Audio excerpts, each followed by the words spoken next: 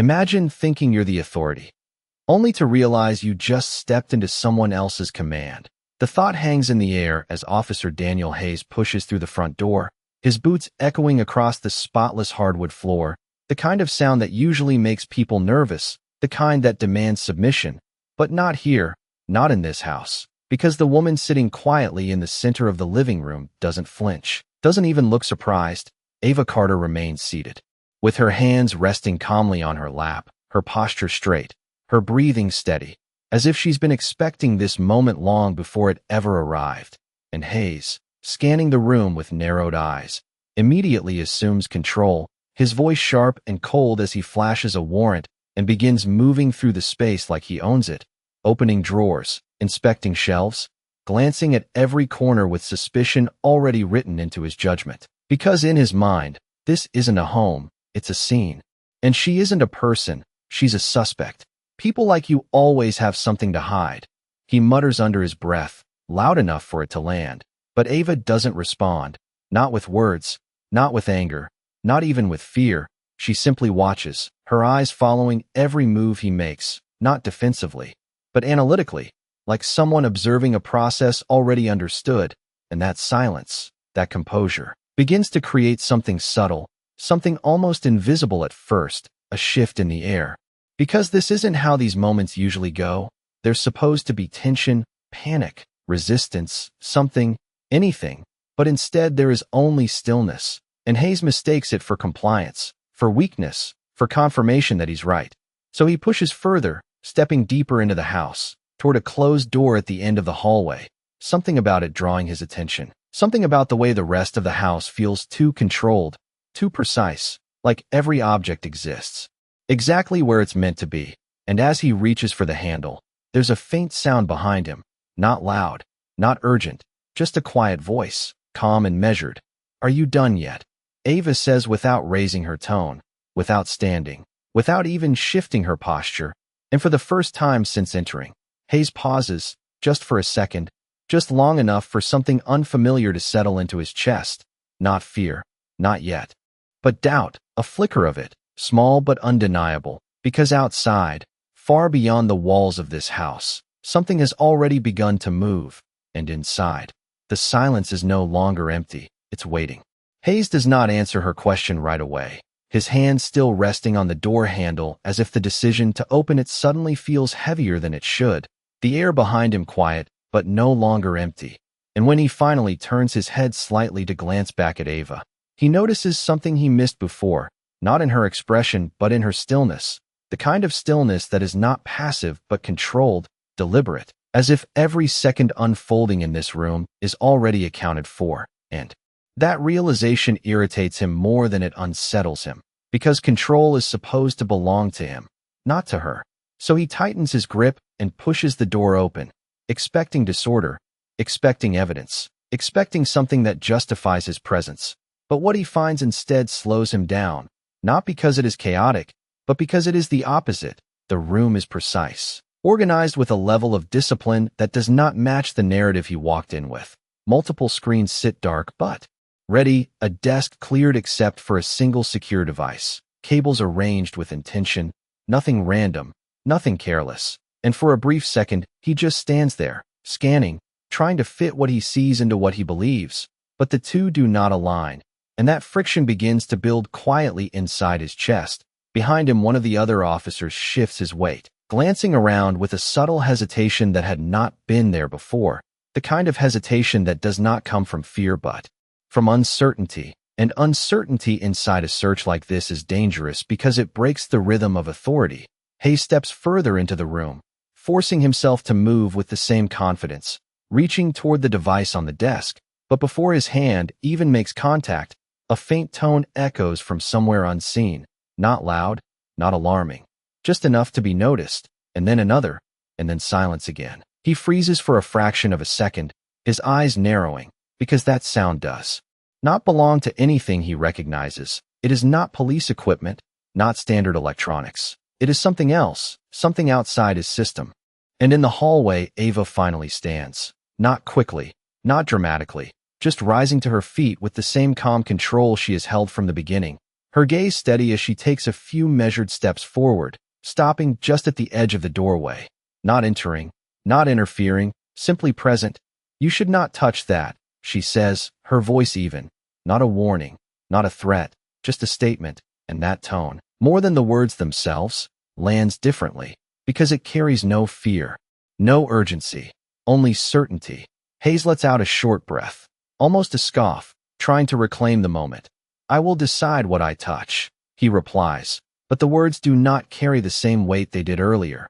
Something underneath them has shifted, subtle but real, and outside, far beyond the quiet neighborhood street, the low rumble of engines begins to grow, distant but approaching, unnoticed by most, but not by Ava, who glances briefly toward the window, then back at him, and for the first time, there is something new in her eyes, not anger, not satisfaction, but recognition, as if a timeline has just reached the exact point she was waiting for, and Hayes, still standing in that room that does not behave like a crime scene, begins to feel it too, that quiet, creeping realization that this search is no longer under his control.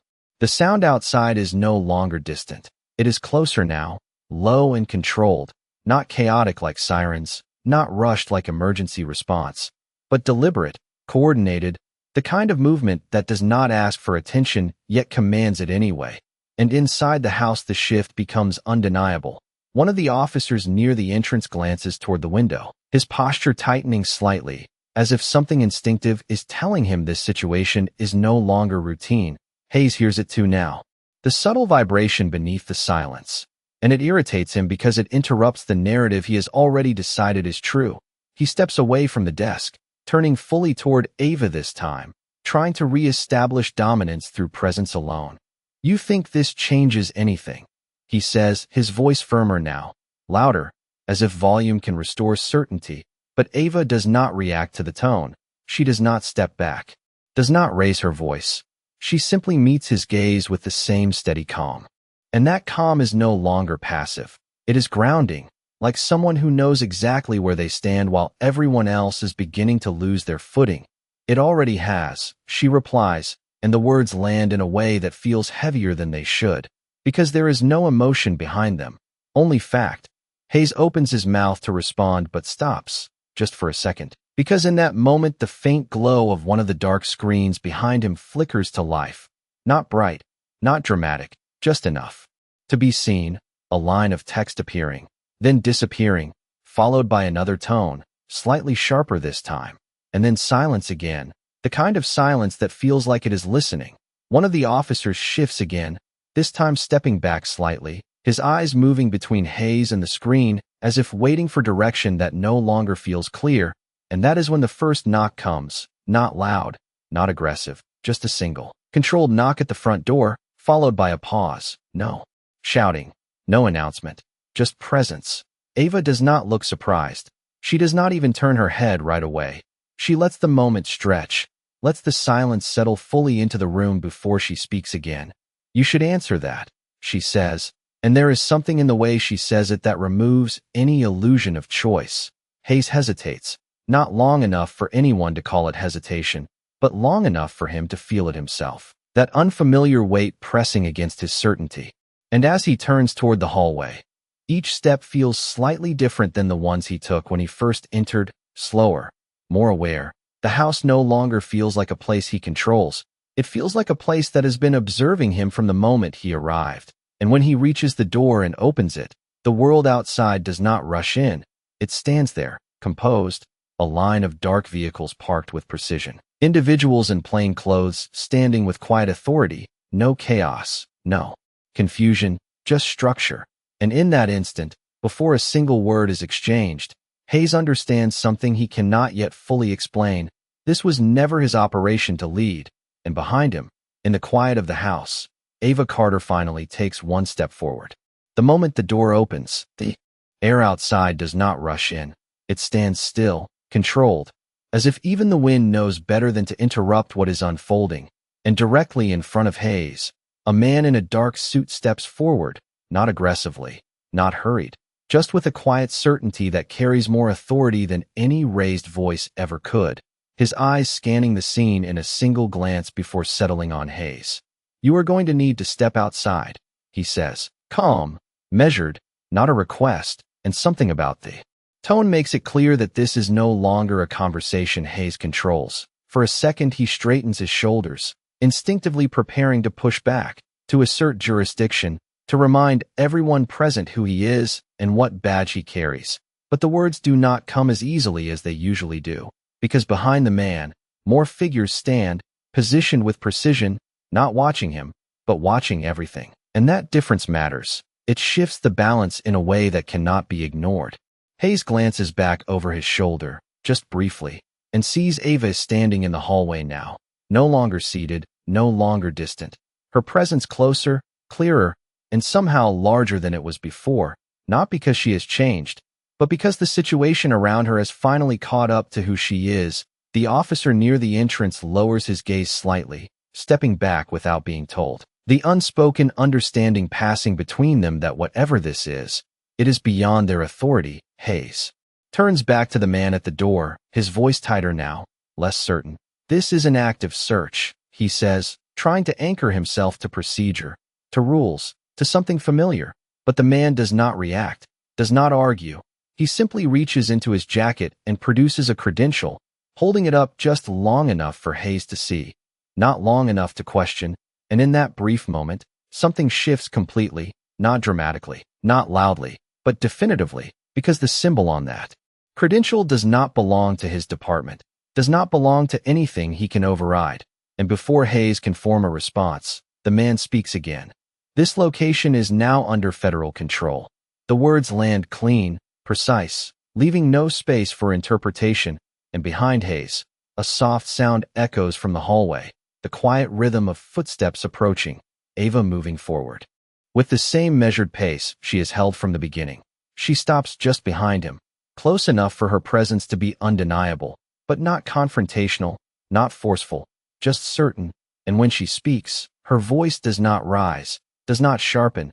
It remains exactly as it has always been, calm, steady, controlled. You should have asked who you were dealing with before you walked in, she says, and this time Hayes does not respond, because for the first time since entering the house, he understands that the question is no longer what he is looking for, but what he has already disturbed. And as the people outside begin to move with quiet coordination, stepping past him, not waiting for permission, not acknowledging his authority, the realization settles fully into place, heavy and irreversible. He did not interrupt her life. He interrupted an operation, and now he is no longer the one giving orders. The shift is no longer subtle. It is complete, and Hayes can feel it in the way no one is looking at him for direction anymore. The space that once responded to his presence now moves around him, as if he is simply part of the background. And that realization settles in slowly, heavier with each passing second. The man in the suit steps inside without hesitation, followed by others who do not rush, do not speak loudly, yet somehow take control of the entire environment with nothing more than their presence, their eyes scanning, not searching, but confirming, as if everything they expected to find is already known. Hayes steps slightly to the side without being told, the motion almost instinctive, and that is what unsettles him the most. Not that he is being pushed out, but that he is stepping back on his own. Behind him, Ava continues forward, passing him without brushing against him, without acknowledging him directly. But her presence alone shifts the gravity of the room. One of the agents nods toward her, a small gesture, respectful, controlled, and she returns it with the slightest tilt of her head. No words exchanged, none needed, because whatever this operation is, it runs on a level of understanding that does not require explanation. Hayes watches this exchange, his mind trying to catch up, trying to find a place for himself in a situation that no longer includes him. What is this? He asks finally, his voice lower now, not commanding, not sharp, but searching. And for a moment no one answers, not out of defiance, but because the question itself no longer matters. Ava stops near the center of the room, her gaze moving briefly across the screens that are now fully awake. Lines of information scrolling silently, data that does not belong to his world. And then she looks at him, not with anger, not with satisfaction, but with a calm clarity that feels final. This is something you were never meant to interrupt, she says, and the words land without force yet carry undeniable weight. Hayes exhales slowly, the tension in his shoulders shifting into something else, something quieter, something closer to realization.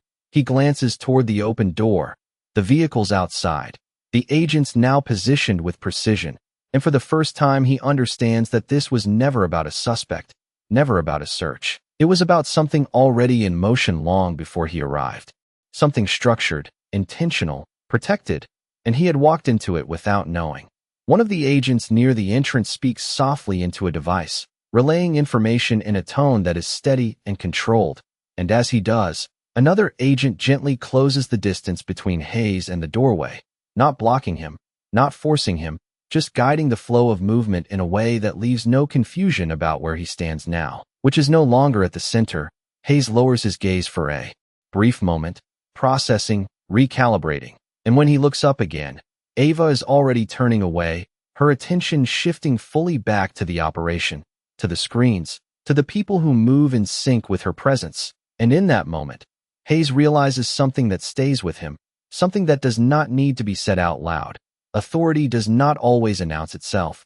Sometimes it waits, silent and patient, until the moment someone else mistakes it for weakness, and by the time that mistake is understood, the balance has already shifted beyond recovery. The room no longer feels like a place. It feels like a system, every movement precise, every voice measured, every second accounted for, and Hayes stands just outside of it now, not physically removed, but functionally irrelevant, watching as the operation unfolds without him. One of the agents gestures toward the screens and a series of data streams begin aligning in real time, maps, timestamps, identifiers, all moving with a rhythm that suggests this is not a reaction. This is execution, something planned long before his arrival. Ava steps closer to the central console, her eyes scanning the information with a focus that is both calm and absolute. She does not rush, does not repeat instructions, because no one here needs them repeated. The team moves in quiet synchronization, each person aware of their role without needing to announce it. And that silent coordination carries more authority than any command Hayes has ever given.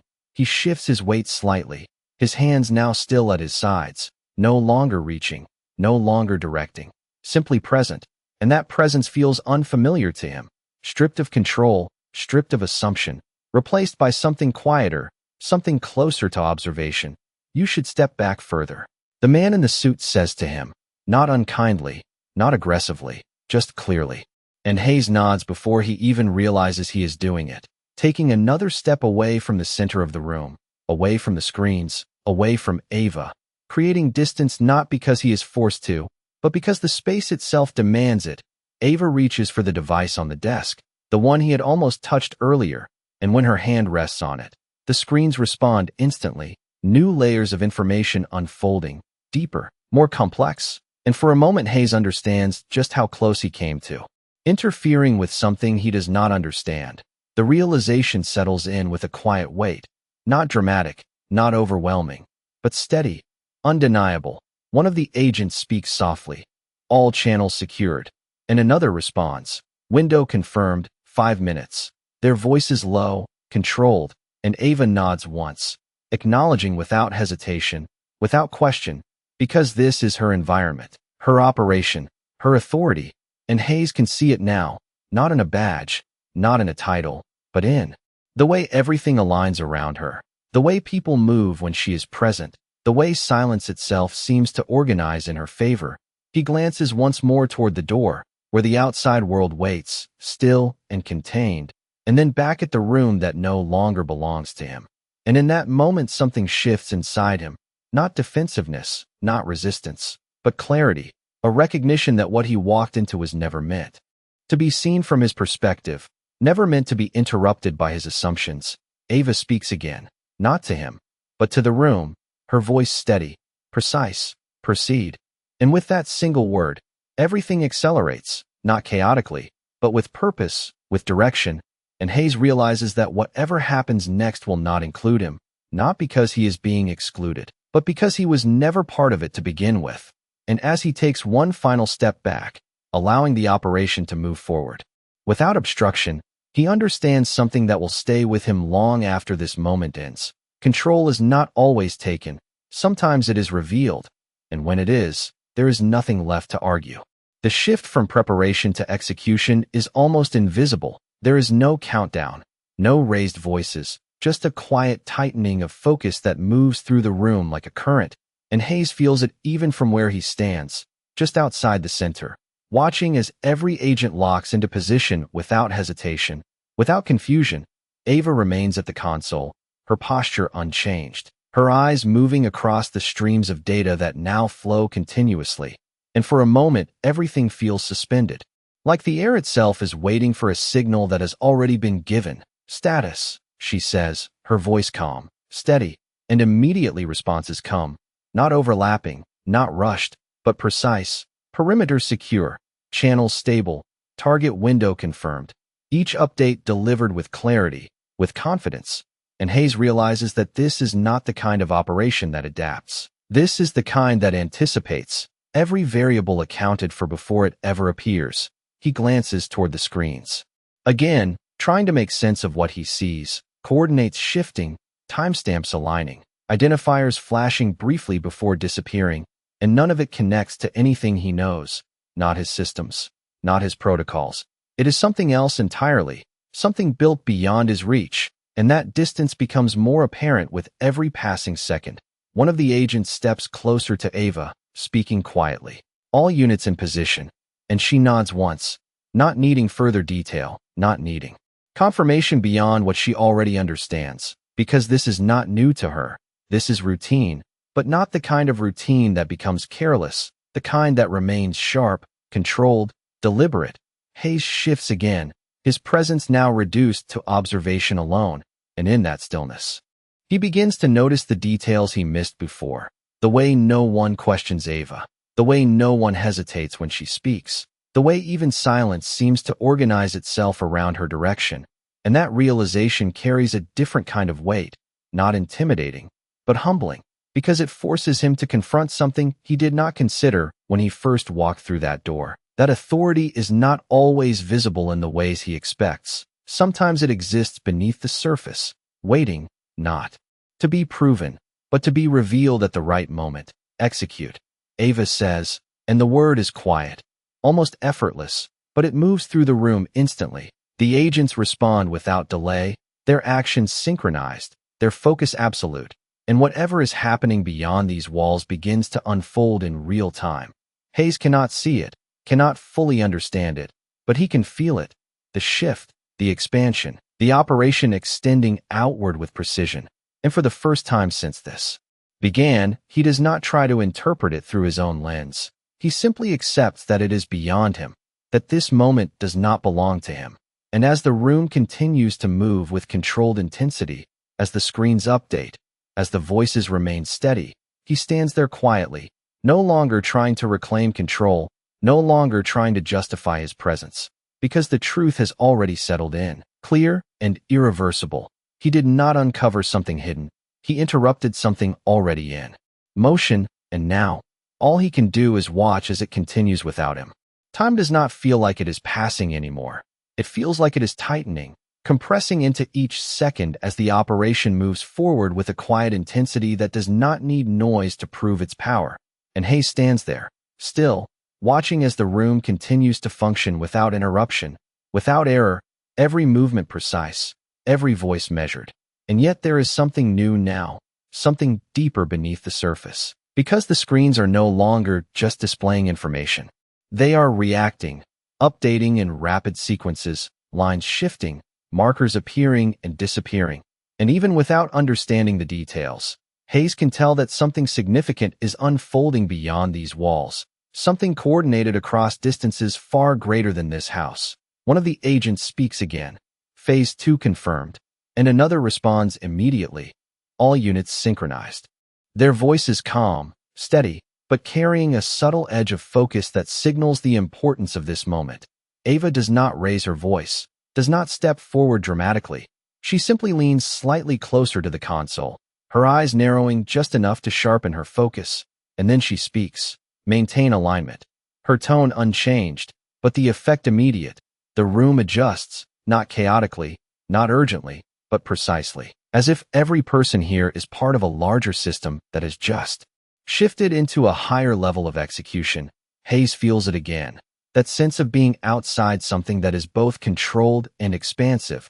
He glances toward the doorway, where the agents remain positioned, their attention split between the interior and whatever is happening beyond.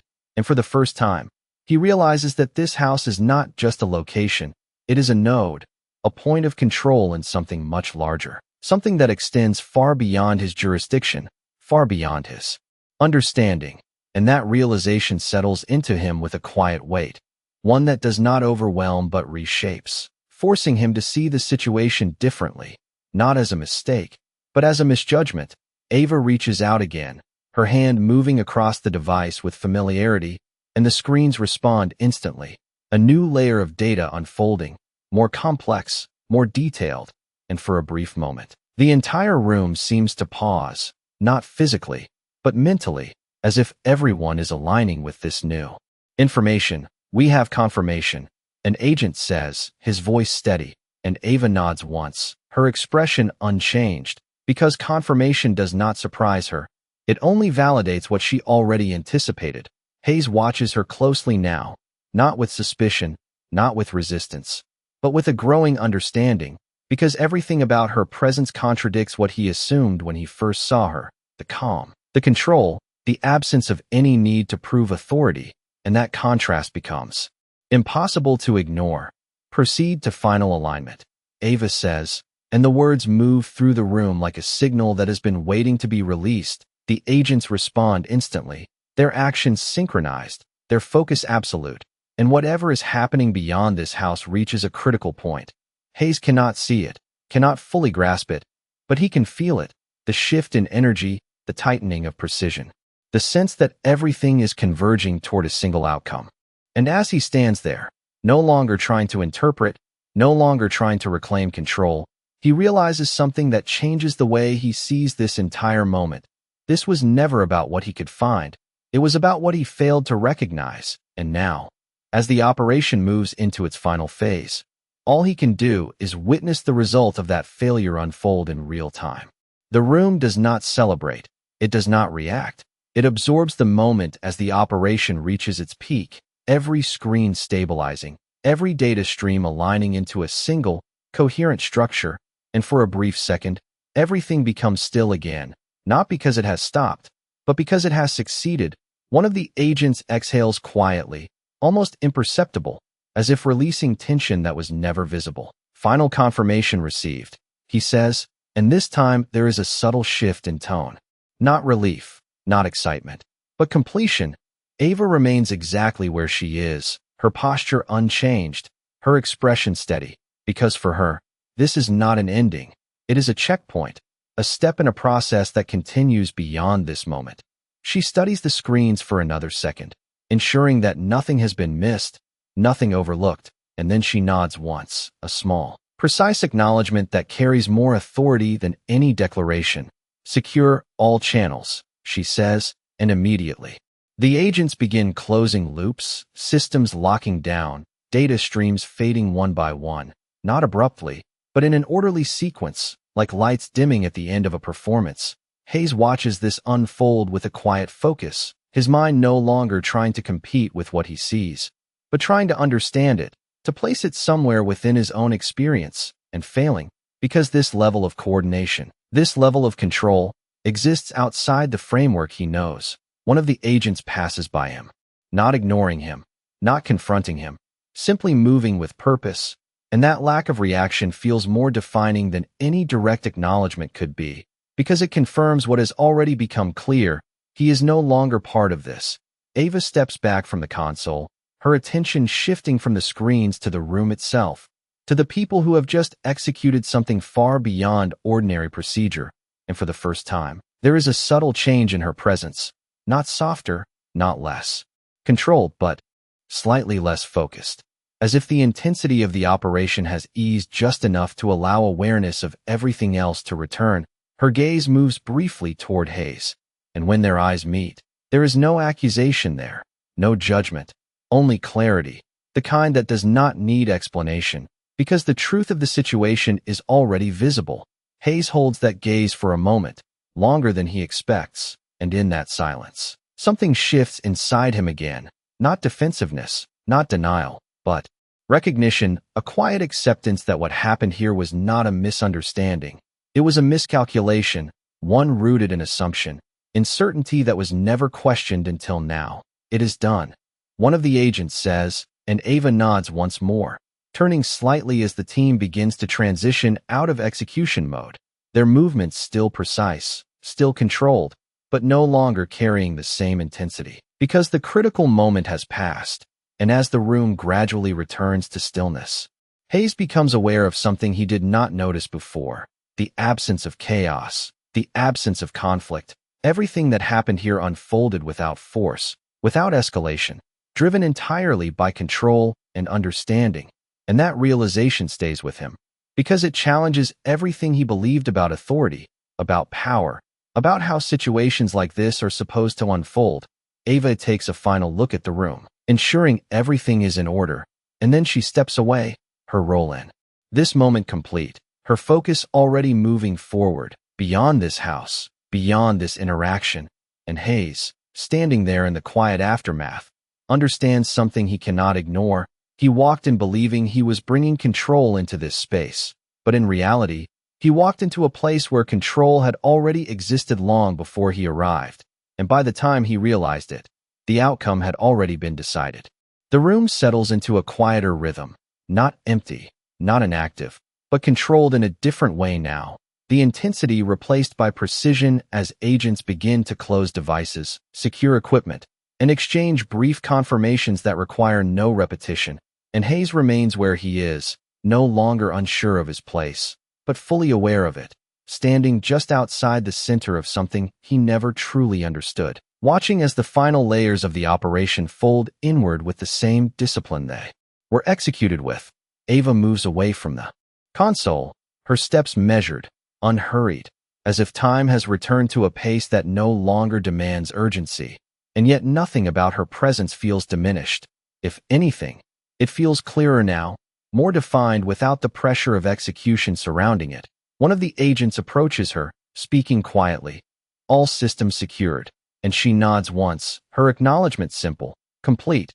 No need for further discussion. Because the result speaks for itself, Hayes shifts his stance slightly, his mind no longer racing to interpret, but reflecting, replaying the sequence of events that led him here, the assumptions he carried, the certainty he never questioned, and how quickly all of it dissolved the moment reality revealed itself.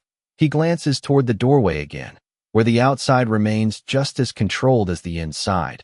The vehicles still positioned with intention, the agents still composed, no rush to leave, no sign of disruption, because nothing here was ever out of control to begin with. Ava turns slightly, her attention briefly passing over Hayes again, and this time there is something different in that glance. Not judgment, not correction, but acknowledgement, the kind that recognizes a shift, even if it is unspoken. Hayes meets her gaze for a moment, and in that silence, there is no conflict left, only understanding, a quiet acceptance of what has already been made clear. Your warrant will be reviewed, the man in the suit says calmly from near the entrance, his tone neutral, not accusatory, not threatening, simply stating what will happen next. And Hayes nods, not in agreement, not in resistance, but in recognition that this outcome is no longer his to influence. The structure around him has already decided its course. Ava continues toward the hallway, her role in this space complete, her focus already shifting beyond what has just occurred. And as she passes, the room seems to follow her, not physically, but in alignment, as if her presence defines the direction even when she is no longer at the center. Hayes watches her go, not with suspicion, not with doubt, but with a clarity that feels unfamiliar yet undeniable, because everything he thought he understood about control, about authority, about who holds power in a moment like this, has been quietly dismantled without confrontation, without force, replaced instead by something far more precise, far more certain. And as the last of the equipment powers down, and the agents begin to move toward the exit, maintaining the same calm coordination they entered with, Hayes takes a slow breath, grounding himself in the reality of what just happened, not as an interruption, not as an error to correct, but as a moment that cannot be undone, a moment that has already reshaped the way he sees everything that came before it. And as he finally steps back toward the doorway, no longer leading, no longer directing, he understands something that lingers long after. The room begins to empty. Authority is not proven by how loudly it speaks, but by how completely it is recognized when it does not need to speak at all. The last movements inside the house are quiet, almost invisible, agents stepping out one by one with the same controlled presence they arrived with, leaving behind a space that no longer feels occupied yet still holds the weight of everything that just unfolded. And Hayes stands near the doorway now, no longer inside the operation, no longer part of its rhythm, but not fully outside of its impact either. Watching as the final pieces fall into place without him, the man in the suit pauses, briefly beside him, not to confront, not to instruct, but simply to acknowledge his presence with a short glance, a silent confirmation that what needed to be handled has already been handled, and nothing more is required. Hayes nods slightly, not out of habit, not out of submission, but because there is nothing left to say, nothing left to assert. The situation has already moved beyond words. Outside, the air feels different, open yet controlled, the vehicles still positioned with precision. The environment unchanged yet no longer ordinary, as if the street itself had been temporarily reshaped to accommodate something larger than it. Ava steps through the doorway last, her pace steady, her posture unchanged, and as she crosses into the open air, the entire scene seems to recalibrate around her again, not dramatically, not obviously, but in a way that is impossible to ignore once noticed. The agents adjust subtly, their attention aligning, their movements synchronizing, and Hayes sees it clearly now, not as a mystery, not as something hidden, but as something he failed to recognize earlier, authority that does not need to be displayed to exist. Ava pauses briefly near the edge of the driveway, her gaze lifting toward the horizon for a moment, as if already focused on what comes next rather than what has just ended. And then she turns slightly, her eyes meeting Hayes one final time. There is no tension in that look, no conflict, only a quiet clarity that carries more weight than any explanation ever could. And in that moment, Hayes understands something that does not require words, that this encounter was never about proving who was right. It was about revealing what was real, and what was real had been there from the beginning. He just did not see it. Ava gives the slightest nod, not as approval, not as dismissal, but as acknowledgement of a moment that has now passed. And then she turns away, stepping toward the waiting vehicles, the agents moving with her, not following, not leading, but aligning, as if the operation continues beyond sight, beyond this street, beyond this moment. Hayes watches as the vehicles begin to move, not rushed, not dramatic, just precise, controlled, disappearing into the distance without leaving disruption behind. And as the sound fades, the street returns to stillness, ordinary once again. But Hayes knows it is not the same, not for him. He takes a slow breath, standing alone now in a space that feels familiar yet fundamentally altered, because what he experienced here did not change the world around him. It changed how he sees it, and as he turns to leave, no longer carrying the same certainty he arrived with, he understands something that will stay with him long after this day ends. Sometimes the greatest shift does not happen in the moment of action. It happens in the moment of realization, when everything you thought you understood quietly proves you wrong. The silence that follows does not feel empty. It feels reflective, as if the entire moment has settled into something that cannot be undone or ignored. And Hayes remains standing at the edge of the driveway for a few seconds longer than necessary, his eyes fixed on the direction the vehicles disappeared, not because he expects them to return, but because part of him is still trying to process what just left, the weight of it, the precision of it, the quiet authority that never needed to prove itself. And slowly, almost reluctantly, he exhales and looks back toward the house, the same house he entered with certainty, now standing still, unchanged on the outside, yet completely different in what it represents to him. He walks back toward the door, not to search, not to investigate, but to close it, a simple action that now feels symbolic, as if he is sealing off a moment he no longer has access to. His hand rests briefly on the frame before he gently pushes the door shut, the soft click echoing louder than expected in the quiet street. And for a moment, he just stands there, staring at the closed door, realizing that whatever existed behind it is no longer his to question, no longer his to define. It belongs to something far beyond his reach. He turns slowly, stepping away from the house, his movements no longer sharp or directive, but measured, thoughtful, each step carrying a different kind of awareness than when he first arrived. The patrol car still sits where he left it, ordinary, familiar, and yet even that feels different now, like a reminder of the world he thought he understood. He opens the door and pauses before getting in, glancing once more at the quiet neighborhood, the calm street, the absence of any sign that something extraordinary just took place here, and that contrast settles deep within him, because it reveals something he had overlooked for far too long, that not all power announces itself, not all authority needs to be seen to exist, and sometimes the most controlled operations leave behind no trace at all. Hayes sits down in the driver's seat, his hands resting on the steering wheel, but he does not start the engine right away, his reflection staring back at him faintly through the windshield. And for the first time, he studies it differently, not as someone in control, not as someone certain, but as someone who has just been forced to reconsider everything he assumed without question. The silence inside the car feels heavier than the silence outside, because now it carries meaning. It carries the realization that what happened today was not just a disruption of his authority, it was a correction of his perspective.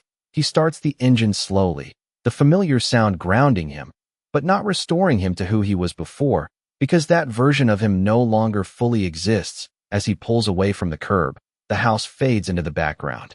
Just another part of the street again. But Hayes knows better now. He knows that what appears ordinary can hold something far more complex beneath the surface, something that does not need validation, something that does not need permission. And as he drives down the quiet road, his grip on the wheel steady but his mind far from settled, one thought remains, clear and unshakable. He did not lose control that day. He simply discovered that he never had it to begin with. The road stretches ahead of him, quiet and unchanged, yet every mile feels different now, as if the distance is not measured in feet or time, but in understanding. And Hayes drives without rushing, his hands steady on the wheel, his eyes focused, but his mind replaying the moment again and again, not the entry, not the search, but the shift, the exact point where everything he believed began to unravel without resistance, without confrontation, just replaced by something more certain, more real. And as the city begins to move around him again, traffic lights, passing cars, ordinary life continuing as if nothing ever happened, he realizes how easily moments like that can exist unnoticed, hidden in plain sight, shaping outcomes without ever revealing themselves to those who are not paying attention. He stops at a red light, the glow reflecting softly across the windshield, and for a brief second, he sees himself again, not as the officer who arrived with authority, but as the man who left with awareness. And that difference stays with him, deeper than any report, deeper than any consequence that might follow, because it is not something that can be filed away or explained. It is something that changes how he sees everything moving forward. The light turns green, and he continues, the rhythm of the road steady, predictable, but his thoughts no longer follow the same pattern. They move differently now, slower, more deliberate, questioning what used to feel automatic. And somewhere in that shift, something begins to settle, not regret, not guilt, but clarity, the kind that does not accuse but reveals, that does not punish but corrects. And he understands now that what happened was never about losing control. It was about discovering the limits of it, the boundaries he never considered because he never had to. Until now, a faint memory of Ava standing in that room crosses his mind, her calm, her certainty, the way she never needed to raise her voice or prove her position, because it was already there, already established long before he stepped through that door. And that image lingers, not as a challenge, but as a reminder, a quiet example of something he had overlooked. And as he drives further away from that street, from that house, from that moment, he realizes that the most powerful thing about what happened is not what was revealed, but how it was revealed. Without force, without chaos, without anything he could push against, just truth, clear and undeniable. And as the city continues to move around him, as the day carries on like any other, one thought remains, steady and unshaken. He thought he was the authority when he walked in, but that day, authority did not need to announce itself. It simply waited, and when the moment came, it showed him exactly where he stood.